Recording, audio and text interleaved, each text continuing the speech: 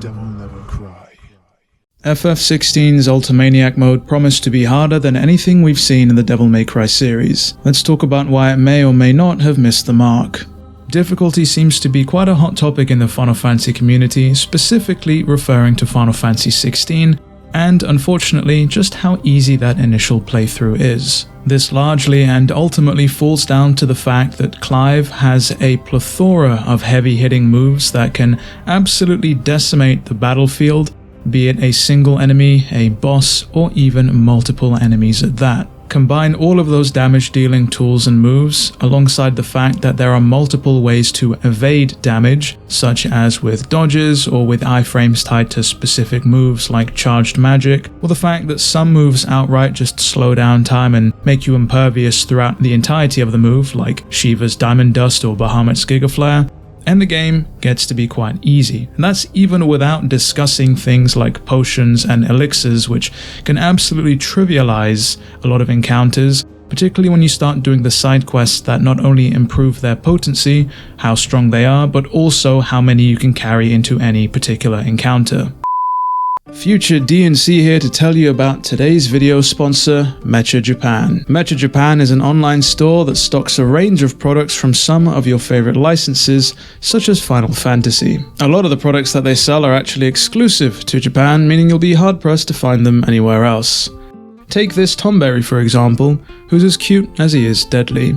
Or this Cactuar, who, as always, looks like he's up to absolutely no good. It was thanks to the fact that Mitre Japan has worldwide shipping that I was able to get my hands on these products. What's more, they've given me a discount code that I can share with all of you. Just use DNC10 at checkout to get $10 off of any order that is $80 or more. I'll leave a link to Mitre Japan in the description, so be sure to check them out. And with that out of the way, let's get back to the video. And I'm not necessarily one who's going to refute that. After all, I'm someone who's been playing action games for somewhat of a decent amount of time, and I like to push myself and always tackle some of the harder challenges and modes whenever I play said action games, so perhaps I might be a little bit biased. Of course, there is always the fact that a player can indeed limit themselves by not using specific items and specific skills or specific pieces of gear to make things artificially harder for themselves, so to speak, but then there is a whole discussion on player-based difficulty and the design difficulty, so to speak, which is probably a discussion best left for another video. One thing that I see a lot of people make mention of is the fact that they wish that Final Fantasy mode, the hard mode of this game that is exclusive to New Game Plus, was effectively the normal mode for your first playthrough, or even perhaps they wish that hard mode was available from the very beginning without having to access it in New Game Plus. After all, a myriad of interviews made mention of the fact that Final Fantasy mode was specifically designed for those players who wished to test their skills in combat and for those who strived for challenge. And whilst I share the same sentiments in that I wish that normal mode was slightly more challenging, or perhaps that hard mode was available from the beginning, I feel as though the reason that they didn't go for this approach is because Final Fantasy mode has been directly geared towards players who have access to a full moveset. They would have effectively had to replan out the entirety of Final Fantasy mode to gear it towards a playstyle that eventually and gradually opens up to a player having access to more and more and more moves, as opposed to just having it geared towards a player with a full moveset. If they didn't and they simply left it as is, you'd likely feel frustrated and annoyed as you face off against enemies that you feel cheap, having not many moves to cycle between, as they end up only decimating you in perhaps 1 or 2 attacks. I do feel that Final Fantasy mode definitely did strike somewhat of a good balance, though ultimately I know that a lot of people out there once again still felt that it was still too easy. Which of course then brings us on to the topic and discussion of Ultimaniac mode and by extension the arcade mode. Ultimaniac is a difficulty that is exclusive to arcade mode, a mode where you're able to replay select dungeons whilst you're being ranked based on your combat ability. Though the game caps your level based on when the dungeon plays out in the story, and the game decides which weapons and pieces of defensive gear you're able to take into it, you are actually able to pick your own accessories as well as what icon abilities you take into battle. The words that appear on the right hand side of the screen every time you pull off a specific action in combat be it dodging or attacking, finally begin to make sense in arcade mode as they're paired up with a score that sits directly above them. A score that continues to increase in direct correlation with the words that pop up on the screen, which then of course in turn correlate with what exactly you do during combat. It's a mode that is geared towards people who enjoy the game's combat and effectively is supposed to be designed to push players' combat abilities to their max as they go for some of those high scores like the S ranks. The reason that I say supposed to is because currently arcade mode's scoring system isn't necessarily set up in a way that incentivizes players to engage with the game's mechanics. And whilst this may not be noticeable on normal mode or perhaps even Final Fantasy mode,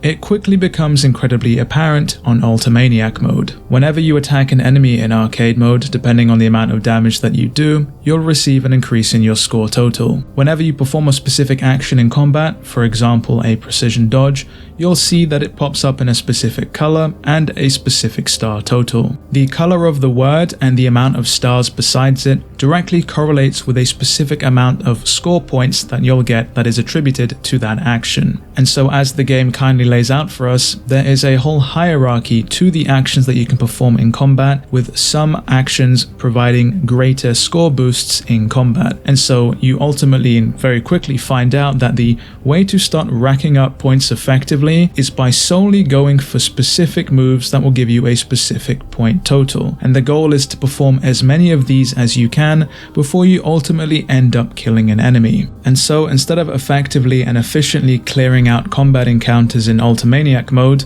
a mode where you can actually die in just 1 or 2 hits if you're not careful, and the game gives you almost no restorative items to stop you from cheesing your way through this mode, you end up going for moves that do basically minimal damage but give you a high amount of score. And so these arcade mode stages, which are supposed to be quite quick and swift, can in some instances take up to an hour just to go through, as you're sat there waiting for specific moves to recharge or for enemies to group together so that you can get more points when you attack them, just so you can ultimately get higher points and get that sweet S rank. Something that I do dislike about arcade mode is the fact that the player is not incentivized to engage with the game's mechanics, in that parrying and precision dodges barely give you any score at all. And so you quickly begin to realize that if you want to reach Ultimaniac's high score threshold for getting that S rank, you're going to have to play in a very particular way. I also ended up doing some testing by completing an Ultimaniac run using no items at all,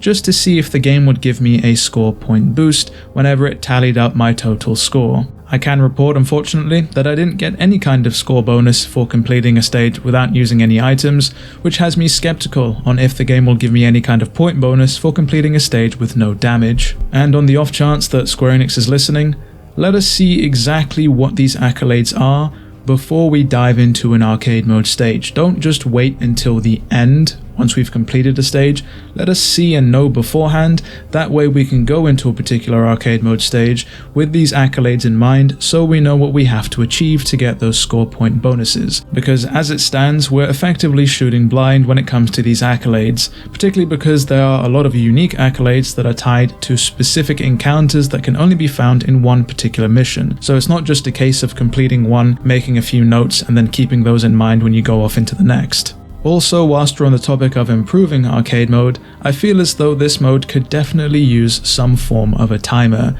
This would effectively alleviate the issue of sitting around and farming points, as long as the time taken to complete a stage heavily affects the overall point score that you have at the end of a mission. This would also allow for a greater variety of playstyles, in that people who want to spend time building up a lot of points can do so as long as they sacrifice the time taken, whereas you'd have people who could play quite efficiently and may not necessarily build up a lot of points, but can make up for that with how quickly they go through a particular stage. You could even factor in the damage taken by the player, and of course the items used by a player, where a player who is skillful enough to perhaps not take any damage or use no items is rewarded with a greater score bonus compared to those who've taken a lot of damage and have used all of their items.